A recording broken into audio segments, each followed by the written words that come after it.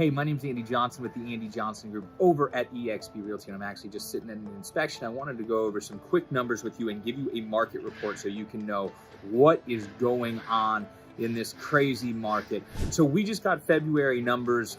We're mid-March right now. Obviously, we're always working in arrears, but it gives us a good idea and a peek at what's happening, what our inventory looks like. Look, we really need to split our market up still into condos and single-family homes because what is happening is completely different in the two markets. I mean, it's the same trend, but completely different numbers. So if we look at condos to start off with, right now, we have an 18.5 month supply of condos. At this same time, using the same numbers from last year, we had a 9.5 month supply. So what does that look like? That means that last year, we had 21,000 condos on the market at the same time as right now, and we had 3,050 that went pending in February.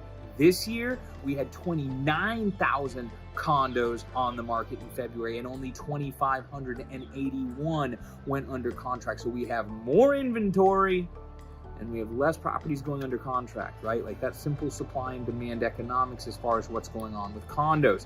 So housing is experiencing something similar. We're still in a buyer's market there too. Last year, 4.9 months of inventory. That is still a seller's market. We have transitioned. We're now at 7.6 months of inventory for single family homes. Folks, that's a buyer's market. 6 months and more is a buyer's market. So last year in February, we had 16,000 homes, single family homes on the market for sale, and we had 4,500 go under contract.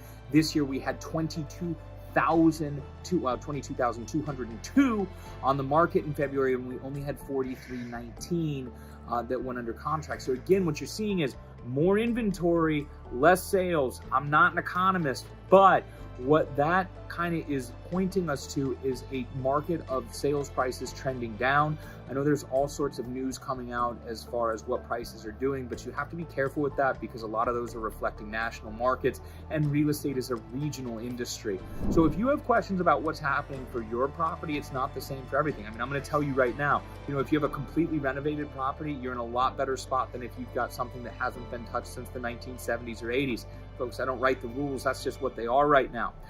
Bottom line, though, I'd love to have a conversation with you about what's happening in the market. If you have questions about, what months of inventory are, absorption rate, how they affect you, or if you're thinking about buying and how to take advantage of this buyer's market, even though we've got some higher interest rates, I need you to give me a call. And listen, maybe you're not doing anything, but you've got a friend or family member that is. Please give them my number because I love to talk to them. And folks, it is not that hard to get your real estate license. Every other person we know in this state has it.